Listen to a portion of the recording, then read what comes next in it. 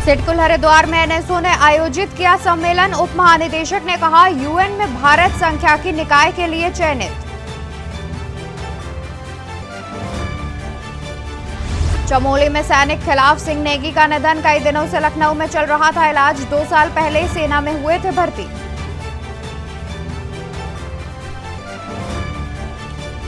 रायपुर में बार डांसर की हत्या में दून में तैनात लेफ्टिनेंट कर्नल गिरफ्तार। शादी की चाह में गंवानी पड़ी जान। युवती आर्मी ऑफिसर से शादी करने के लिए बना रही थी दबाव। ऋषिकेश यमकेश्वर बाकुंडी में समय पर उपचार न मिलने से हुई 37 वर्षीय युवक की मौत। भूस्खलन के चलते सभी मोटर मार्ग बंद। हर की पैड़ी क्षेत्र में आपसी रंजिश के चलते युवक के सिर पर गोली मारकर हत्या। पुलिस ने आरोपित को किया गिरफ्तार।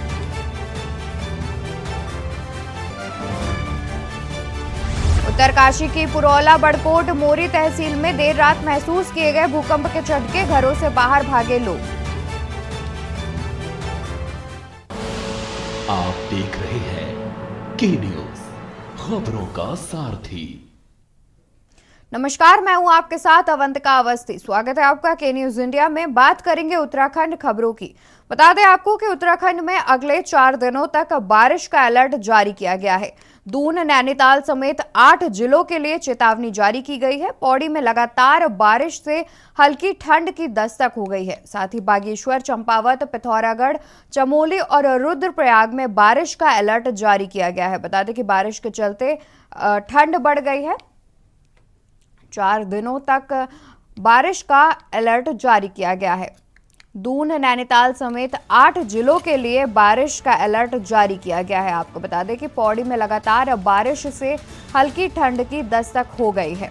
साथ ही बागेश्वर, चंपावत, पिथौरागढ़, चमोली, रुद्रप्रयाग में भी अलर्ट जारी कर दिया गया है।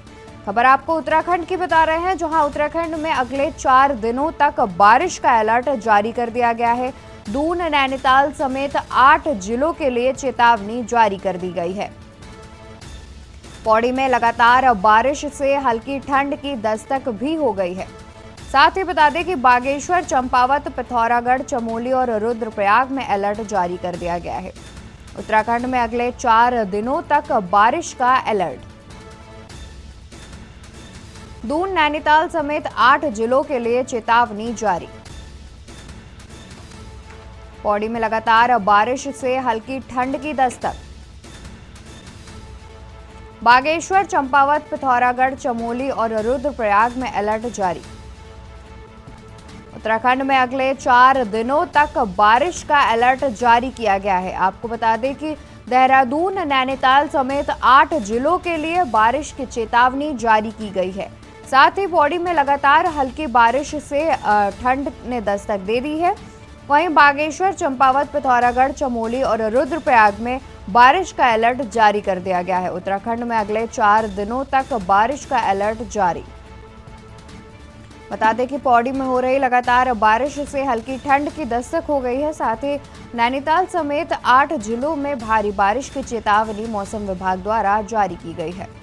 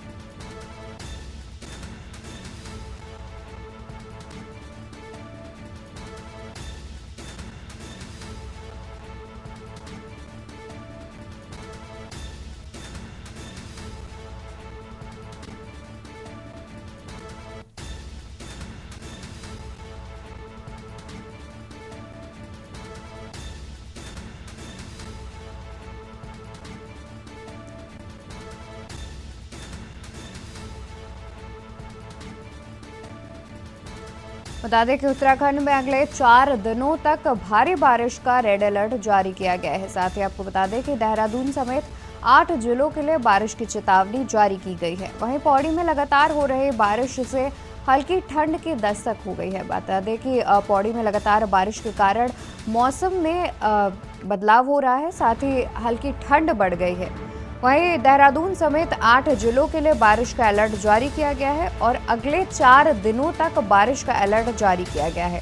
बता दें कि उत्तराखंड में अगले 4 दिनों तक बारिश का अलर्ट जारी किया गया है, जहां देहरादून समेत 8 जिलों में बारिश होने की संभावना है।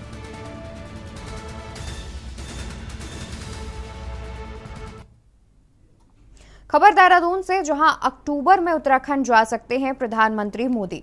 बता दें कि 11 अक्टूबर को उत्तराखंड जा सकते हैं प्रधानमंत्री मोदी। 11 अक्टूबर को उत्तराखंड जा सकते हैं पीएम मोदी। 12 अक्टूबर को आदि कैलाश के दर्शन करेंगे प्रधानमंत्री। पीएम सीमावर्ती गांव के लोगों से भी बातचीत करेंगे। बता दें कि प्रधानमंत्री सीमावर्ती गांव के लोगों से बातचीत भी करेंगे। 2024 लोकसभा चुनाव की तैयारी में जुटी बीजेपी, जन्मदिन को सेवा पखवाड़े के रूप में मनाने की तैयारी। पीएम के उत्तराखंड दौरे का कार्यक्रम अभी फिलहाल फाइनल नहीं बताया जा रहा है। बता दें कि बागेश्वर उपचुनाव में जीत के बाद से बीजेपी उत्साहित है। साथ ही आने वाले लोकसभा चुनाव को लेकर तैयारियां की जा रही हैं। बता दें कि इस नजरिए से देखा जाए तो संभावना जताई जा रही है कि 11 अक्टूबर को उत्तराखंड जा सकते हैं प्रधानमंत्री नरेंद्र मोदी। अगर वो 11 अक्टूबर को जाते हैं तो 12 अक्टूबर को आदि कैलाश के दर्शन करेंगे। साथ ही उसके बाद सीमावर्ती गांव के लोगों से बातचीत भी करेंगे प्रधानमंत्री नरेंद्र मोदी। आपको बता दें कि 2024 लोकसभा चुनाव की तैयारियों में बीजेपी जुटी हुई है। जन्मदिन को सेवा पखवाड़े के रूप में मनाने की तैयारी की जा रही है। पीएम के उत्तराखंड दौरे का कार्यक्रम अभी फिलहाल फाइनल नहीं बताया जा रहा है। बागेश्वर उपचुनाव में जीत के बाद बीजेपी उत्साहित। खबर देहरादून से, जहां उत्तराखंड जा सकते हैं प्रधानमंत्री नरेंद्र मोदी। अक्टूबर में उत्तराखंड जा सकते हैं। 11 अक्टूबर को उत्तराखंड जा सकते हैं प्रधानमंत्री नरेंद्र मोदी। 12 अक्टूबर को आदि कैलाश के दर्शन कर सकते हैं। साथ ही सीमावर्ती गांव के लोगों से बातचीत भी कर सकते हैं प्रधानमंत्री नरेंद्र मोदी। 2024 लोकसभा चुनाव की तैयारियों में जुटी हुई है बीजेपी।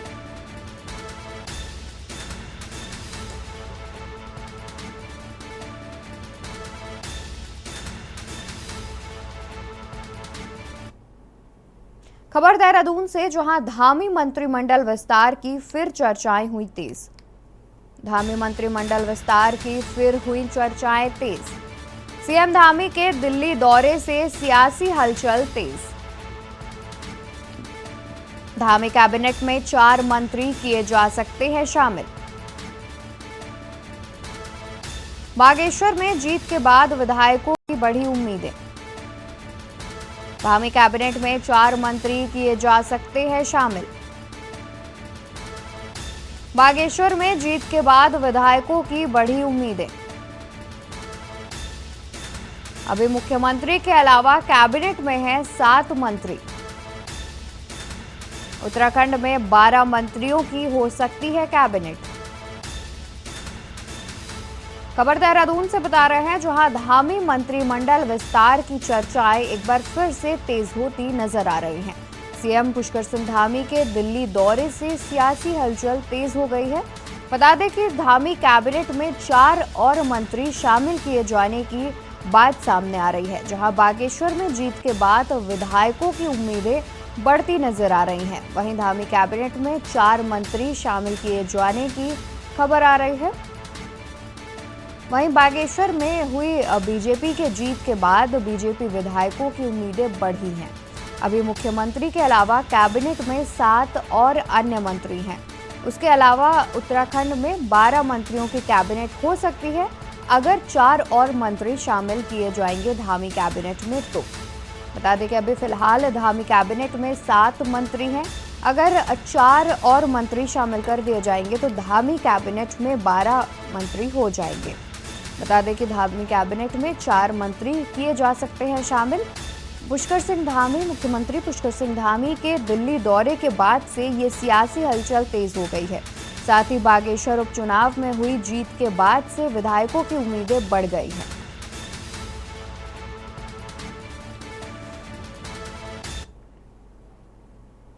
हरिद्वार देहात क्षेत्र में डेंगू ने कहर बरपाना शुरू कर दिया है। क्षेत्र में लगातार बढ़ रहा डेंगू का प्रकोप स्वास्थ्य विभाग की टेंशन बढ़ा रहा है। अकेले लक्सर क्षेत्र में ही एक पखवाड़े के भीतर डेंगू के 50 से अधिक मामले सामने आ चुके हैं। स्वास्थ्य विभाग डेंगू की रोकथाम के लिए तमाम प्रयास कर रहा है। नगर और ग्रामीण इलाकों में स्वास्थ्य विभाग की टीमों द्वारा लोगों को डेंगू से बचाव के टिप्स दिए जा रहे हैं। इसके अलावा कीटनाशक दवाइयों का छिड़काव भी किया जा रहा है।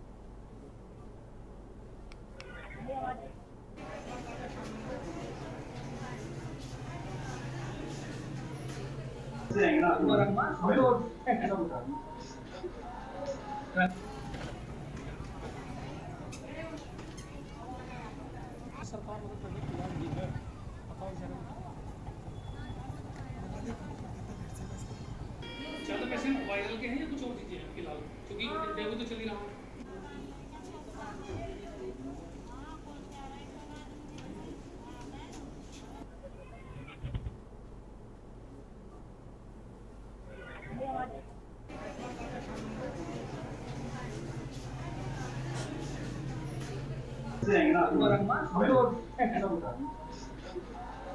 खबर हरिद्वार से है, जहां डेंगू के हाहाकार के बीच हरिद्वार में कई प्राइवेट अस्पतालों की मनमानी सामने आ रही है। जहां बिना डेंगू के लक्षण वाले मरीजों को भी अस्पताल में भर्ती कर उनसे मनमाने दाम वसूले जा रहे हैं। वहीं सरकारी अस्पतालों का भी बुरा हाल है। यहां हर दिन 500 से ज्यादा मरीज ओपीडी में दवा लेने पहुंच रहे हैं। कई मरीजों को बिना डॉक्टर को दिखाए ही वापस लौटना पड़ रहा है। इन मामलों को देखते हुए हरिद्वार सांसद निशंक ने अधिकारियों को सख्त हिदायत दी है, जो भी हॉस्पिटल इस तरह का कार्य कर रहा है उस पर तुरंत कार्रवाई की जाए। अधिकारी को ये कहा है कि इसको भी लगातार देखें कि कोई प्राइवेट अस्पताल मनमानी न करे। इस तरीके की आपदाएं आती हैं तभी सब लोग एकजुट होकर उसका मुकाबला सामना करते हैं। कि वो अतिरिक्त चार्ज लेंगे या जो पैसा लेकर के और तब जाकर के उपचार बड़ा पैसा लेकर के जो अतिरिक्त दवाइयों पर जो पैसा खर्च होना है वो तो होना ही है। लेकिन यदि ये लगता है कि नहीं कोई उस मजबूरी का लाभ उठा रहा है तो वो फिर बर्दाश्त नहीं होगा। वो डीएम को भी सीएमओ को भी कहा है, कैंप भी लगाए और सारे अधिकारियों को लिखा है कि जो भी जहाँ से भी शिकायत मिलती है तत्काल वो कैंप करें और उसको जो सुविधाएं वहाँ मिल सके वो सभी भेजें।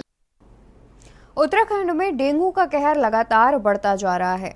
आलम यह है कि उत्तराखंड में डेंगू मरीजों का आंकड़ा 1100 के पार पहुंच गया है और लगातार मरीजों की संख्या बढ़ रही है। इसे देखते हुए सरकार ने अस्पतालों के लिए गाइडलाइन जारी की है, जिसमें 20,000 तक प्लेटलेट्स गिरने पर ही प्लेटलेट्स प्रेस्क्राइब करने और स्वास्थ्य मरीजों को एडमिट न करने के निर्देश दिए गए।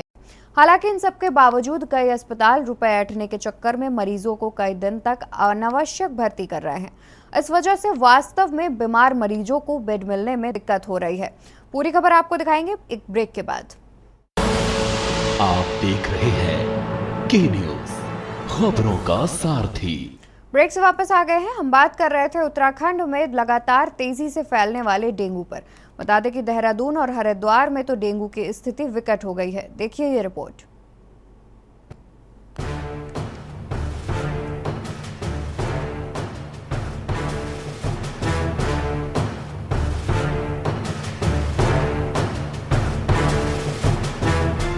उत्तराखंड में डेंगू लगातार अपना कहर बरपा रहा है। आलम यह है कि उत्तराखंड में डेंगू मरीजों का आंकड़ा 1100 के पार पहुंच गया है और लगातार मरीजों की संख्या बढ़ रही है।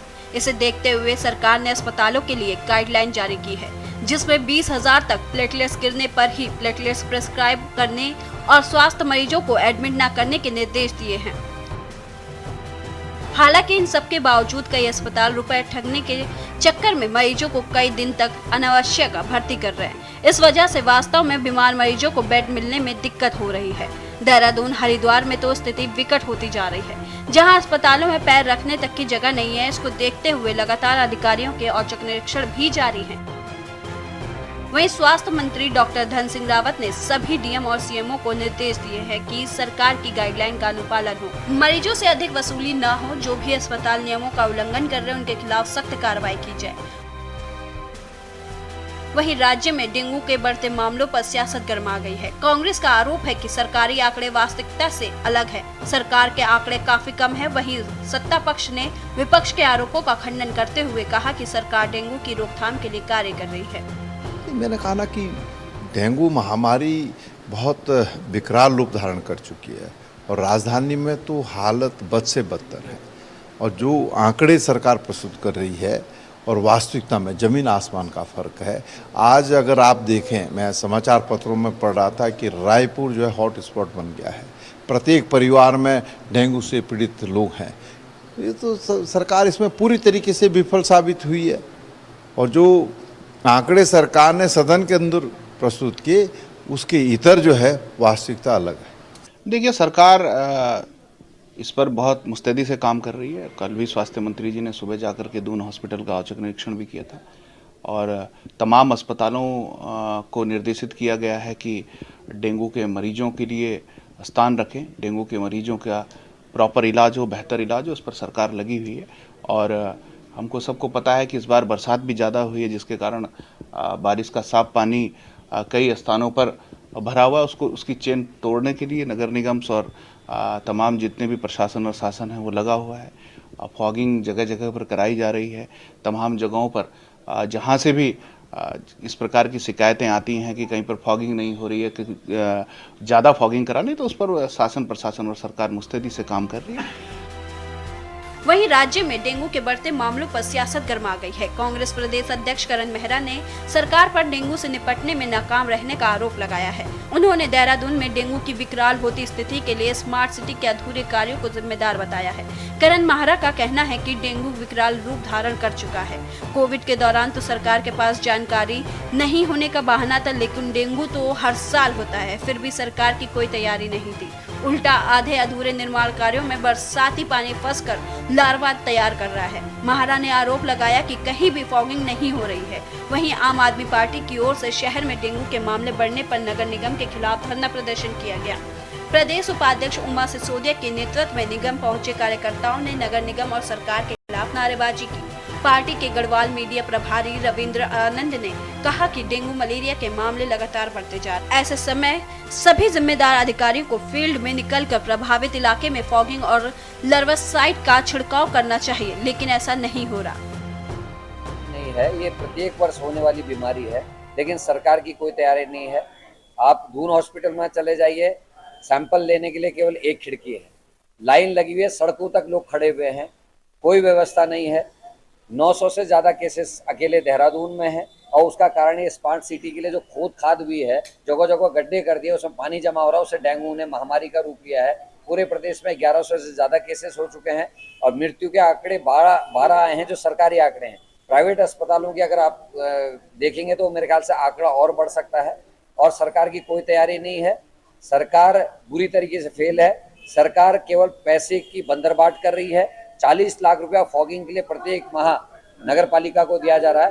आज आम आदमी पार्टी द्वारा नगर निगम में जिस प्रकार से पूरे देहरादून में डेंगू, टाइफाइड, मलेरिया फैल रहा है और जिस प्रकार से कहीं ना कहीं ऐसा देखा जा रहा है कि नगर निगम की जो कार्य प्रणाली है वो बहुत लचर है और कहीं ना कहीं जो इस समय लोग डेंगू को झेल रहे हैं, टाइफाइड को झेल रहे हैं, तो कहीं ना कहीं इसका जिम्मेदार नगर निगम भी है।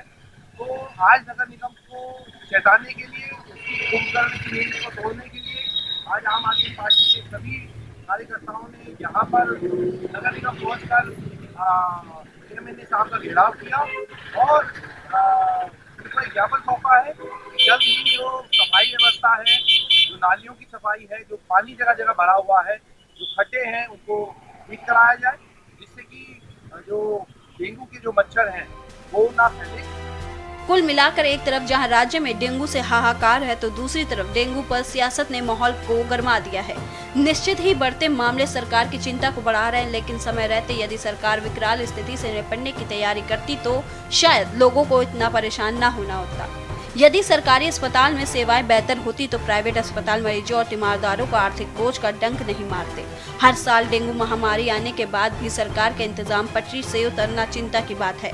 देखना होगा क्या सरकारी सिस्टम में सुधार देखने को मिलेगा या नहीं। Uttarakhand desk report. खबरों में फिलहाल इतना ही। आप देखते रहिए के न्यूज़ इंडिया।